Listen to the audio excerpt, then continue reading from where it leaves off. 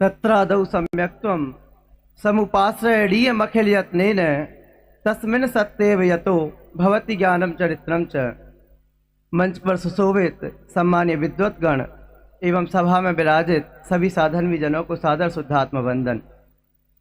हम सभी जैन देव की संसद में बैठे हुए हैं। यहाँ किसी भी व्यक्ति को अपने आप को पुरुष, स्त्री, बालक, वृद्ध आदि मानने का अधिकार नहीं है। आचार्य देव अत्यंत करुणापूर्वक चेता रहे हैं कि हे आत्मन, 343 घनराजों के इस लोक में ऐसा कौन सा स्थान है जो तुमने अनंतवार जन्म मरण ना किया हो। आज इस स्वर्णिम समय में हम सभी आचार्य अमृतचंद्र देव की अनुपम रचना पुरुषार्थ सिद्धि उपाय अपरिणाम जिन प्रभावना रस कोश के माध्यम से सम्यक दर्शन अधिकार में पिरोई हुई गाथा क्रमांक 20 से 30 के माध्यम से यह समझने का प्रयास करेंगे कि आखिर क्यों आज भी अरहट की घड़ी की तरह अनंत काल से जन्म मरण चालू है। सर्वप्रथम मैं यही कहना चाहूंगा कि जिस प्रकार आज तीर्थंकर ऋषभदेव ने अगणित विभूति को सड़े तिनके के समान छोड़कर निर्ग्रंथ दिगंबर वेश धारण किया, वही मार्ग श्रेय है, श्रेयस्कर है, सर्वोत्कृष्ट है। क्योंकि इससे ठीक पिछले अधिकार में आचार्य देव स्पष्ट चेतावनी देकर आए हैं कि यदि कोई भी मुनि धर्म की अपेक्षा श्रावक धर्म का प्रथम उपदेश देता है तो वह दंड का पात्र है। क्योंकि हो सकता है इस सभा में कोई भव्य जीव ऐसा भी विराजमान हो कि जो अंदर से इतना उत्साहवान हो कि काश आज मैं भी तीर्थंकर ऋषभदेव की तरह निर्ग्रंथ दिगंबर वेश धारण कर लेता। किंतु मुनि धर्म की अपेक्षा इस श्रावक धर्म का प्रथम उपदेश सुनकर यदि वह मुनि धर्म में ही संतुष्ट हो जाता है तो वह ठगाया जाता है। अतः प्रथम में प्रथम मुनि धर्म ही श्रेष्ठ है, अनुकरणीय है। यहाँ आचार्य देव कह रहे हैं कि एवं सम्यक दर्शन बोध चरित्रात्मको नित्यम तस्यापि मोक्ष मार्गो भवति निषेव्यो यथाशक्ति। हे श्रावको, इस सम्यक दर्शन, सम्यक ज्ञान, सम्यक चारित्र का तुम निरंतर सेवन करना। क्यों निरंतर सेवन करना? इसका उत्तर इसके टीकाकार आचार्य कल्प पंडित प्रवर टोडामल जी, जिनका उपकार भी ऋषि मुनियों से किंचित मात्र भी कम नहीं है, लिखते हैं क्योंकि धर्म का एकमात्र रास्ता सम्यक दर्शन, सम्यक ज्ञान, सम्यक चारित्र ही है। इसके अतिरिक्त धर्म का कोई अन्य रास्ता नहीं है। अतः सम्यक दर्शन, सम्यक ज्ञान, सम्यक चारित्र का निरंतर सेवन करना। तभी एक विनयवान शिष्य आचार्य देव के चरणों में कई घंटे बैठा रहा और जब आचार्य देव ध्यान से उठे तब उसने हाथ जोड़कर आचार्य देव से एक प्रश्न पूछा कि हे आचार्य देव, इन सम्यक दर्शन, सम्यक ज्ञान, सम्यक चारित्र में से प्रथम में प्रथम किसे अंगीकार करना? क्योंकि हमारा पड़ोसी कहता है कि खूब ज्ञान करो, कोई कहता है श्रद्धा निर्मल करो, कोई कहता है चारित्र पालो। आखिर करें तो करें क्या? तब आचार्य देव लिखते हैं कि तत्रादौ सम्यक्त्वं समुपाश्रयणीयमखिलयत्नेन तस्मिन् सत्येव यतो भवति ज्ञानम चरित्रम च। अर्थात तुम इन सम्यक दर्शन, सम्यक ज्ञान, सम्यक चारित्र में प्रथम इस सम्यक दर्शन को अंगीकार करना। आचार्य अमित गति देव लिखते हैं कि हे भव्य जीवो, तुम ऊंची ऊंची, लंबी लंबी, उछलती धधकती ज्वालाओं में कूद जाना, लेकिन मिथ्यात्व सहित जीना किंचित मात्र भी भला नहीं है। आचार्य अमृतचंद्र देव स्वयं श्री समयसार जी में फरमाते हैं कि अयि कथमपि मृत्वा तत्व कौतूहलीसन, तुम मर पच कर भी तत्व का कौतूहली होना, अर्थात इस दुर्लभ सम्यक दर्शन को प्रकट करना। दूसरी पंक्ति में आचार्य देव कहते हैं तस्मिन् सत्येव यतो, अर्थात इस सम्यक दर्शन के बिना सम्यक ज्ञान एवं सम्यक चारित्र का प्रारंभ ही नहीं हो सकता है। अतः प्रथम में प्रथम तुम इस सम्यक दर्शन को अंगीकार करना। आचार्य कुंद कुंद देव लिखते हैं कि जिस तरह द्रुम परिवार की वृद्धि न हो जड़ के बिना, बस उस तरह ना मुक्ति है जिन मार्ग में दर्शन बिना। अतः यह सम्यक दर्शन मोक्ष मार्ग का बीज है, मूल है, प्रवेश द्वार है, प्रथम सोपान है और कहाँ तक कहें साक्षात दृष्टि मोक्षी है। अब मैं सम्यक दर्शन की पात्रता के परिप्रेक्ष्य में इस सदन में विराजित प्रत्येक व्यक्ति के अंतर्मन से कुछ प्रश्न पूछना चाहता हूं। आप अपने अंतर्मन से प्रश्न पूछें और जवाब मांगें। क्या हमें लगता है ये मिथ्यात्व रूपी रोग, जिसे आचार्यों ने महावैरी, चर्मकार का कुत्ता, दुष्ट चित्त आदि विशेषणों से वर्णित किया है, आज हम भी उसी रोग से पीड़ित हैं? अंतर्मन से यह भी जवाब मांगे, खूब पैसा हो, पद प्रतिष्ठा हो, आज्ञाकारी परिवार हो, स्वस्थ हो, तो क्या हमें लगता है कि सम्यक्त के बिना मेरा यह दुर्लभ चिंतामणि समान दुर्लभ मनुष्य भाव यूं ही व्यर्थ जा रहा है? क्या हमें लगता है कि यदि इस भाव में सम्यक दर्शन प्रकट नहीं हुआ तो सातवीं महात्म प्रवाह पृथ्वी की वेदना को भी अनंतवार सहन करना पड़ेगा?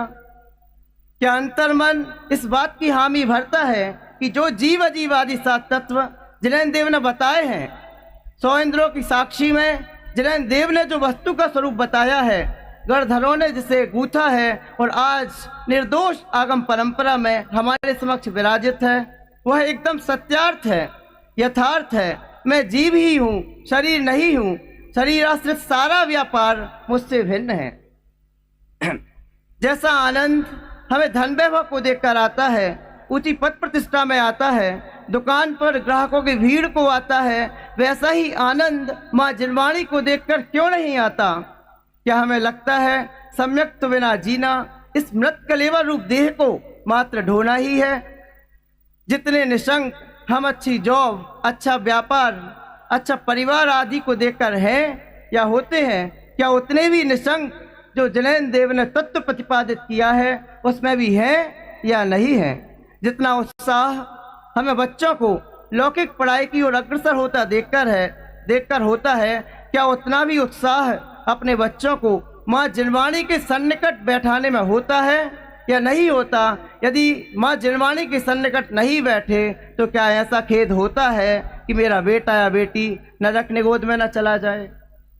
यदि माँ जिनवाणी की साक्षी में उनके चरणों में विराजित होकर हम इन प्रश्नों का उत्तर प्राप्त करने में सफल होते हैं तो निश्चित रूप से सम्यक सन्मुख परिणति का उदय होगा और जो सम्यक दर्शन नागेंद्र के शुभ सहस्पण में दैदीप्यमान मणि की समान दैदीप्यमान है, उसका प्रकाश होगा। यहाँ आचार्य देव कह रहे हैं, जीवा जीवा दीनाम तत्वार्थानाम सदैव कर्तव्यम, अर्थात विपरीत अभिप्राय से रहित जो जीव अजीव आदि तत्वों का तत्व जिनेन्द्र देव ने बताए हैं, उसका श्रद्धान वह सम्यक दर्शन है। टीकाकार आचार्य कल्प पंडित प्रवर टोडरमल जी स्पष्ट करते हैं कि यहाँ तत्व एवं अर्थ के श्रद्धान को सम्यक दर्शन कहा है, मात्र तत्व या मात्र अर्थ के श्रद्धान को सम्यक दर्शन नहीं कहा है। तत्व अर्थात वस्तु का भाव गुण और अर्थ अर्थात पदार्थ जिसमें यह भाव या गुण पाए जाते हैं। इसे एक संक्षिप्त उदाहरण से समझा जा सकता है, जैसे महात्मा गांधी, उनके गुण क्या? जैसे देशभक्ति, देश सेवा आदि। तो तत्व क्या हुआ? महात्मा गांधी के गुण, और ये किस में पाए जाते हैं? यह स्वयं महात्मा गांधी में पाए जाते हैं, अतः महात्मा गांधी अर्थ हुए। एक व्यक्ति महात्मा गांधी से मिलने पहुंचा कि महात्मा गांधी बहुत महान है, बहुत महान है, और महात्मा गांधी का ही दरवाजा खटखटा कर बोलता है कि क्या आप महात्मा गांधी को जानते हैं कि वो कहाँ रहते हैं? इसका मतलब है कि वह महात्मा गांधी के गुणों अर्थात तत्व से तो परिचित है, लेकिन अर्थ से परिचित नहीं है। और विदेश में कोई महात्मा गांधी को एम.के. गांधी नाम से तो जानता है, लेकिन उनके गुण क्या है उन्हें नहीं जानता। अतः तत्व एवं अर्थ दोनों की श्रद्धान को सम्यक दर्शन कहा है, मात्र तत्व या मात्र अर्थ के श्रद्धान को सम्यक दर्शन नहीं कहा है। जिनागम में देवशास्त्र गुरु के श्रद्धान, आपा पर के श्रद्धान, आत्मा के श्रद्धान को भी सम्यक दर्शन कहा है, किंतु यह चारों ही लक्षण एक दूसरे में समाहित किए हुए हैं। कोई भी लक्षण किसी भी लक्षण का प्रतिपक्षी या विरोधी नहीं है। चूंकि तत्वार्थ श्रद्धानम सम्यक दर्शनम लक्षण कहने से मोक्ष मार्ग का प्रयोजन स्पष्टतया परिलक्षित होता है एवं स्वच्छंदता का कोई अवसर नहीं रहता, अतः कतिपय आगम परंपरा में तत्वार्थ श्रद्धानम सम्यक दर्शनम लक्षण को बताया गया है। आगे आचार्य देव ने आगामी 8 गाथाओं के माध्यम से सम्यक दृष्टि की लाइफ स्टाइल को बताया है। उसका जीवन कैसा होता है। जैसे बसंत आने पर स्वयमेव कोयल बोलने लगती है, उसे बुलवाना नहीं पड़ता है, वैसे ही जिसकी परिणति में सम्यक्त रूप भानु का उदय हुआ है, उसकी परिणति एकदम निशंक हो जाती है। उसे सुमेरु पर्वत समान इतनी अटल अधिक श्रद्धान हो जाता है कि जो जिनेन्द्र देव ने बताया है वह एकदम सत्यार्थ है, यथार्थ है।